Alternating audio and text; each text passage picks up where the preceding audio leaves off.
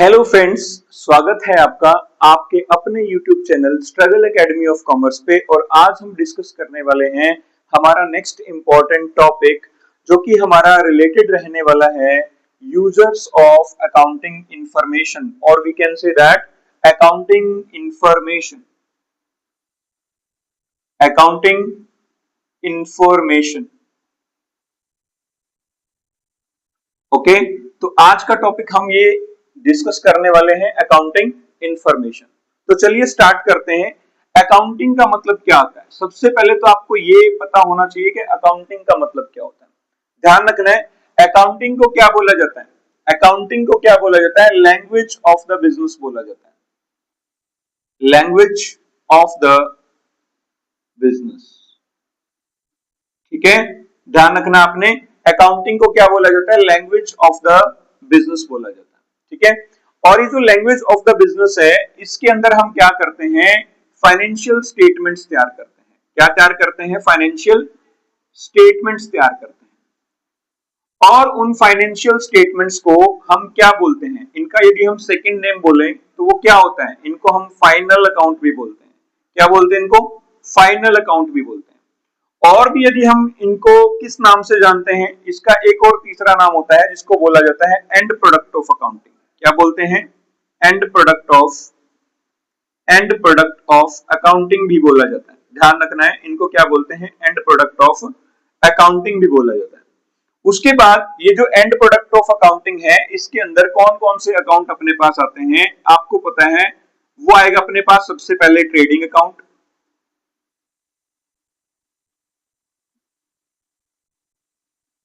उसके बाद आएगा अपने पास profit and loss account, profit and loss account, और थर्ड वन अपने पास आएगा क्या? Balance sheet, balance sheet. Okay, तो ध्यान रखना है। तो अब ये जो हमने फाइनल अकाउंट बनाए हैं, तो ये क्या है? हमारी अकाउंटिंग, ये हमारी अकाउंटिंग का पार्ट है। अब यहां से हमें क्या क्या पता चलता है? जो ट्रेडिंग अकाउंट है वो हमें क्या बताता है? यदि हम इसके बारे में डिस्कस करें, ट्रेडिंग अकाउंट हमें क्या बताता है? तो ट्रेडिंग अकाउंट से हमें ग्रोस प्रॉफिट के बारे में इंफॉर्मेशन मिलती है, या फिर ग्रोस लॉस के बारे में इंफॉर्मेशन मिलती है। क्लियर? दूसरे नंबर पे जो अपना ट्रेडिंग अकाउंट है, वो हमें डायरेक्ट एक्सपेंसेस के बारे में बताता है। किसके बारे में बताता है? डायरेक्ट एक्सपेंसेस के बारे में इंफॉर्मेशन देता है। उसके बाद ये हमें बिजनेस की सेल्स के बारे में इंफॉर्मेशन देता है, बिजनेस की परचेज के बारे में इंफॉर्मेशन देता है, ठीक है ना। उसके बाद यदि हम दूसरे नंबर पे आए, तो ये हमें किस बारे में इंफॉर्मेशन देता है? जो अपना प्रॉफिट एंड लॉस अकाउंट है, वो हमें नेट प्रॉफिट के बारे में इंफॉर्मेशन देता है, ठीक है ना, या फिर नेट लॉस के बारे में इंफॉर्मेशन देगा, ठीक है। और ये हमें इनडायरेक्ट एक्सपेंसेस के बारे में इंफॉर्मेशन देगा। इसके बारे में? इनडायरेक्ट एक्सपेंसेस के बारे में इंफॉर्मेशन देगा। ऑफिस के खर्चे कितने हुए हैं, एडमिनिस्ट्रेशन के खर्चे कितने हुए हैं, एडवर्टाइजमेंट के खर्चे कितने हुए हैं, तो वो सारी इंफॉर्मेशन आपको प्रॉफिट एंड लॉस अकाउंट से मिलेगी। उसके बाद तीसरी जो बैलेंस शीट अपने पास है, वो बैलेंस शीट हमें किस बारे में इंफॉर्मेशन देती है? बैलेंस शीट हमें बिजनेस की फाइनेंशियल पोजीशन के बारे में इंफॉर्मेशन देती है। इसके बारे में? फाइनेंशियल पोजीशन के बारे में इंफॉर्मेशन देती है। और फाइनेंशियल पोजीशन जो है वो एक प्रकार से, मतलब एक बिजनेस जो है वो फाइनेंशियली जो है वो वीक है या फिर स्ट्रांग है, ठीक है ना। तो उसके बारे में ये इंफॉर्मेशन हमें देती है। और जो अपनी बैलेंस शीट होती है, वो बिजनेस की एसेट्स के बारे में आपको इंफॉर्मेशन देगी, और बिजनेस की लायबिलिटीज के बारे में आपको इंफॉर्मेशन देगी। तो ध्यान रखना है, किसके बारे में? बिजनेस की एसेट्स के बारे में और बिजनेस की लायबिलिटीज के बारे में आपको इंफॉर्मेशन देगी। और बैलेंस शीट का जो टोटल होता है, वो आपको हमेशा क्या मिलेगा? इक्वल मिलेगा। और इक्वल होने का रीजन क्या होता है? क्योंकि ये हमारा डबल एंट्री सिस्टम के ऊपर डिपेंड करता है, ठीक है ना। तो इक्वल बैलेंस शीट की दोनों साइड, एसेट साइड और लायबिलिटी साइड, दोनों इक्वल होती है because of double entry system. और बैलेंस शीट का एक दूसरा नाम जो मैंने आपको बता दिया था, वो क्या है? पोजीशन स्टेटमेंट है। तो आपने ध्यान रखना है, इसका एक दूसरा नाम भी होता है बैलेंस शीट का, दैट इज पोजीशन स्टेटमेंट, ठीक है। Position statement. नाउ अब एक बात और आपने ध्यान में रखनी है कि जो बैलेंस शीट होती है वो कोई अकाउंट नहीं होती, नॉट एन अकाउंट, ठीक है ना। बैलेंस शीट जो है वो कोई अकाउंट नहीं होती। तो ये क्या है? ये हमारी एक स्टेटमेंट होती है। ये हमारी क्या होती है? एक स्टेटमेंट होती है।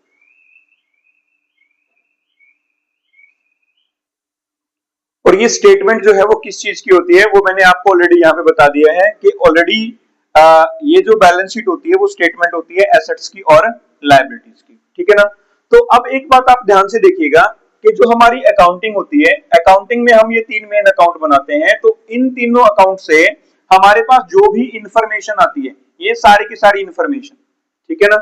तो this is called accounting information, this is called accounting information. तो इसे हम क्या बोलते हैं, अकाउंटिंग इंफॉर्मेशन बोलते हैं, ठीक है ना। तो यहाँ पे आपको कंसेप्ट समझ में आ गया होगा कि अकाउंटिंग इंफॉर्मेशन क्या होती है। मीन्स टू से accounting information refers to that information which we will receive from the accounting, okay, of the business organization, okay, so that is called accounting information. आगे नेक्स्ट डिस्कस कर लेते हैं कि who are the users of accounting information, who are the users of accounting information.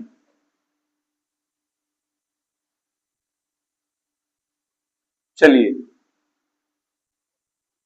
users of accounting information, तो यहां पे point ये है कि जो हमने अकाउंटिंग इंफॉर्मेशन अपने पास आई उसको यूज करने वाले कौन कौन हो सकते हैं, ठीक है ना। तो ध्यान रखना आपने, तो यूजर्स ऑफ अकाउंटिंग इंफॉर्मेशन में कौन हो सकते हैं, तो यहां पे अपने पास some are internal users and some are external users,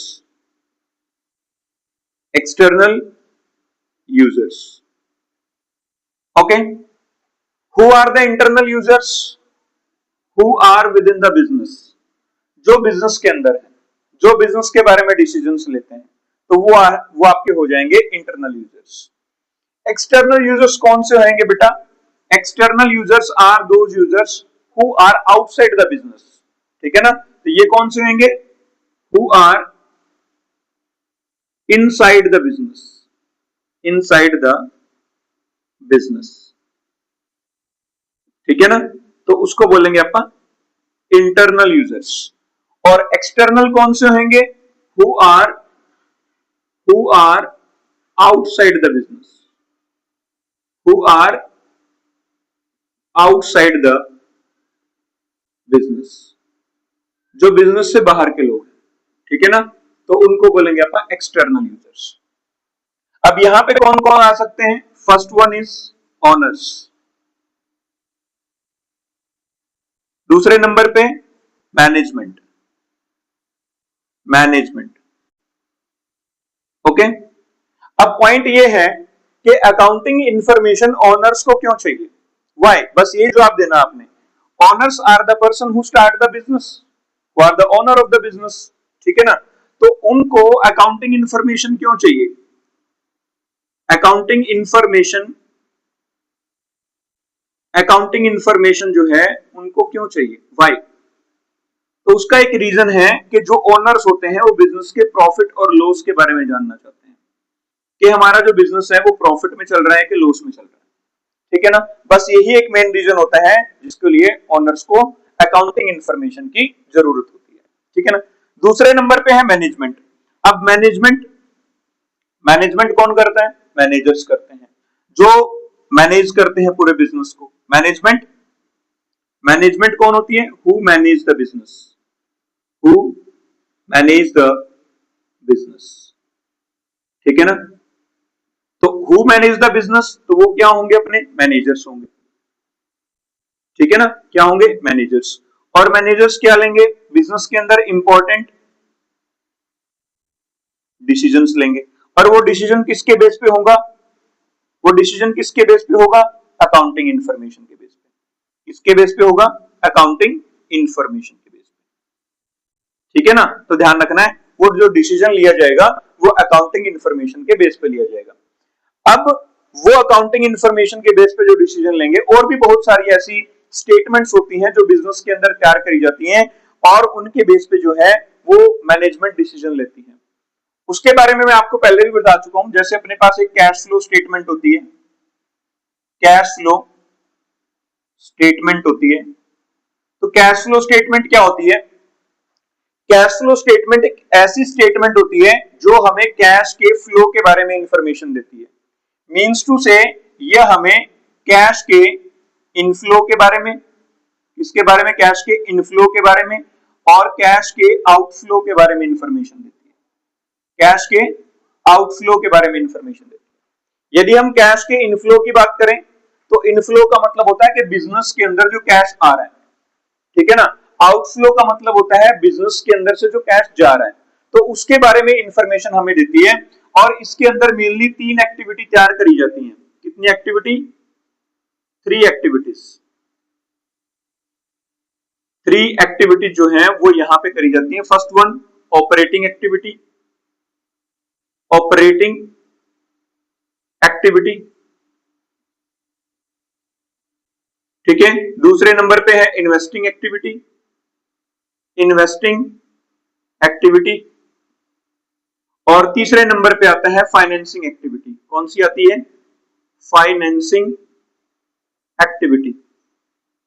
तो ये 3 एक्टिविटीज होती हैं जिनके थ्रू हमारे पास से कैश जो है वो इनफ्लो होता है या फिर आउटफ्लो होता है। और एक बात और ध्यान रखनी है, जो कैश फ्लो स्टेटमेंट होता है उसके अंदर हमारा एक अकाउंटिंग स्टैंडर्ड यूज होता है, अकाउंटिंग स्टैंडर्ड 3 रिवाइज्ड, ठीक है ना। ध्यान रखना है। तो ये अकाउंटिंग स्टैंडर्ड जो है यहाँ पे यूज किया जाता है। तो इसके बेस पे भी बहुत सारे डिसीजन लिए जाते हैं। और भी बहुत सारे ऐसे टूल्स हैं जो जिनके बेस पे मैनेजमेंट जो है वो डिसीजन लेती है, ठीक है।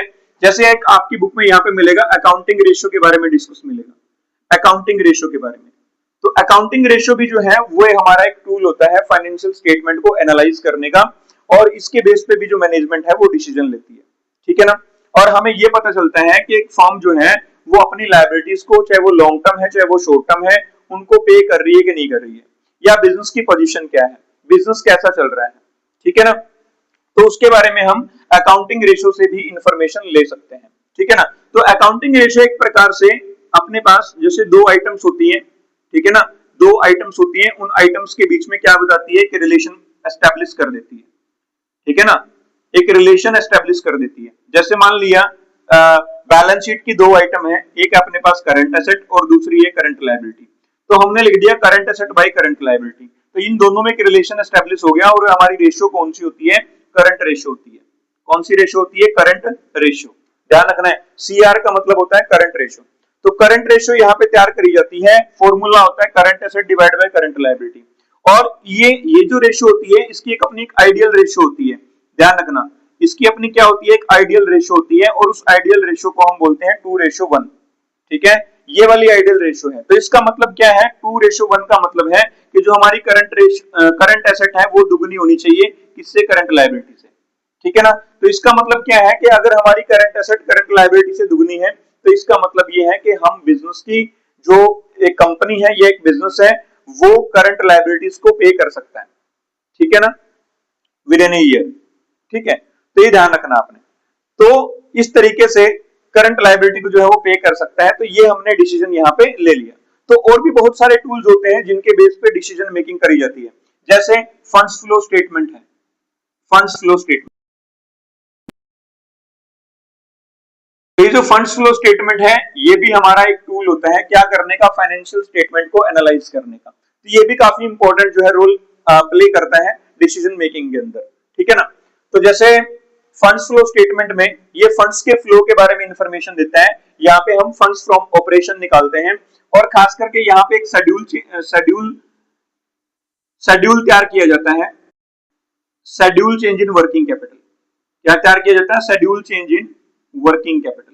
तो ये वर्किंग कैपिटल के अंदर जो चेंज हो रहे हैं उनके बारे में इंफॉर्मेशन देता है।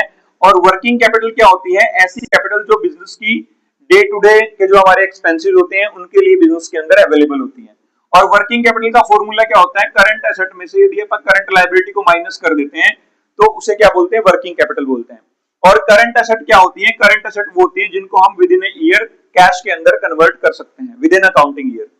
और करंट लायबिलिटी क्या होती है? करंट लायबिलिटी ऐसी लायबिलिटी होती है जिनकी पेमेंट 1 साल के अंदर अंदर बिजनेस करने में कर देता है, ठीक है ना। तो उसे हम बोलते हैं करंट लायबिलिटीज। तो यहां से आपको ये पॉइंट दोनों क्लियर हो गए होंगे कि जो इंटरनल यूजर है उसमें ओनर आते हैं और मैनेजमेंट आती है। ओनर किस चीज के अंदर जो है इंटरेस्टेड होते हैं? खास करके प्रॉफिट और लॉस को जानने में इंटरेस्टेड होते हैं। मैनेजमेंट को बिजनेस के अंदर बहुत सारे डिसीजंस लेने होते हैं, तो इसलिए वो डिसीजन लेने में इंटरेस्टेड होते हैं और अकाउंटिंग इंफॉर्मेशन के अंदर इंटरेस्टेड होते हैं।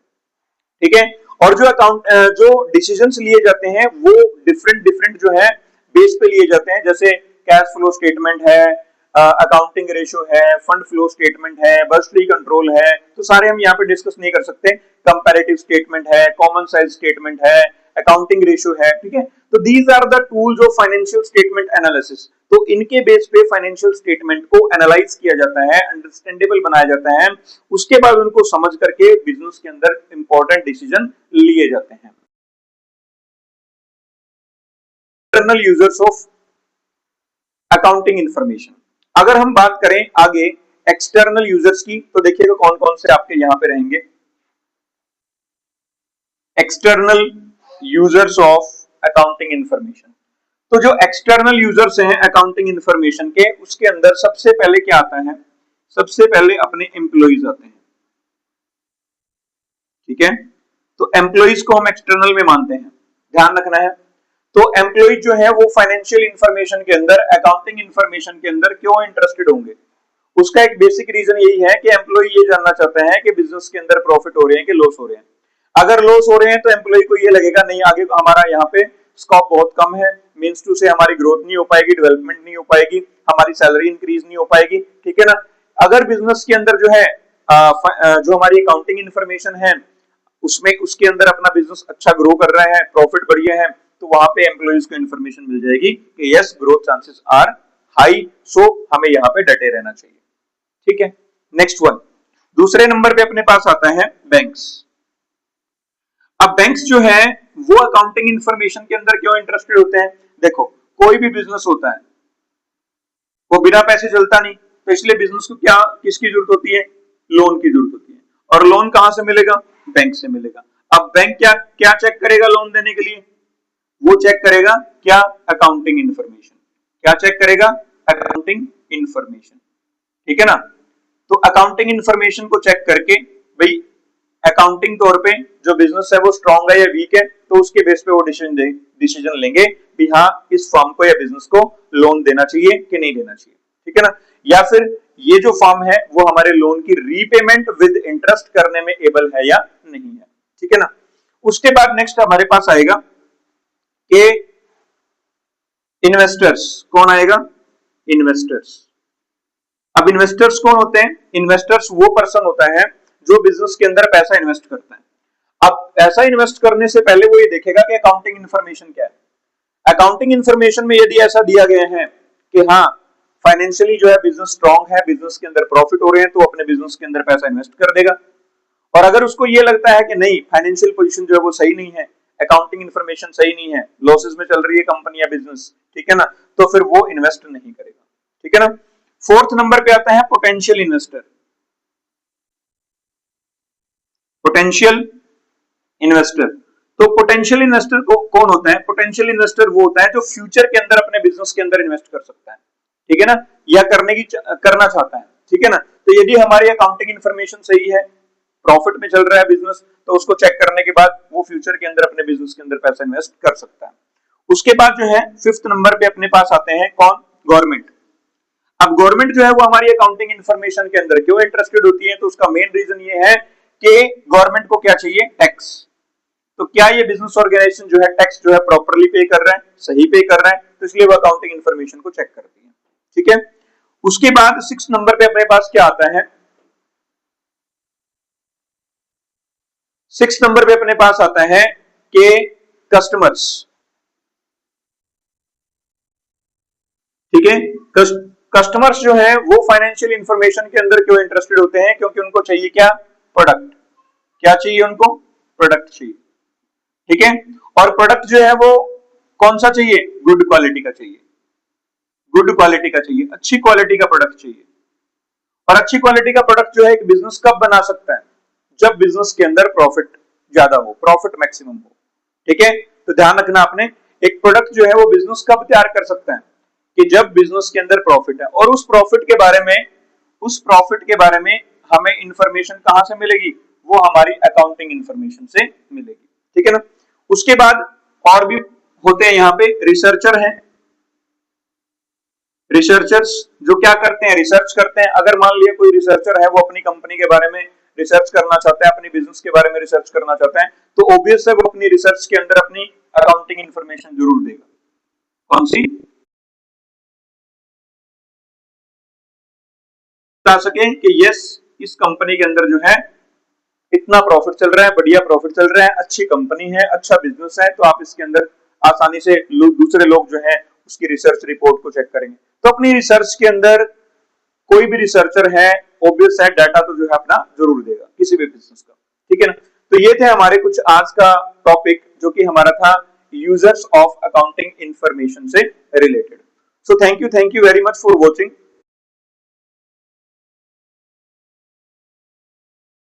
सभी वीडियोस लेक्चर प्रोवाइड करवाए जाते हैं, जैसे हमारा अकाउंट से रिलेटेड है, बिजनेस स्टडी से रिलेटेड है, +1 +2, ठीक है, दोनों क्लासेस के बारे में। तो आप शेयर कीजिए अपने फ्रेंड्स को, ज्यादा से ज्यादा लाइक कीजिए, सब्सक्राइब कीजिए। Thank you very much for watching struggle academy of commerce.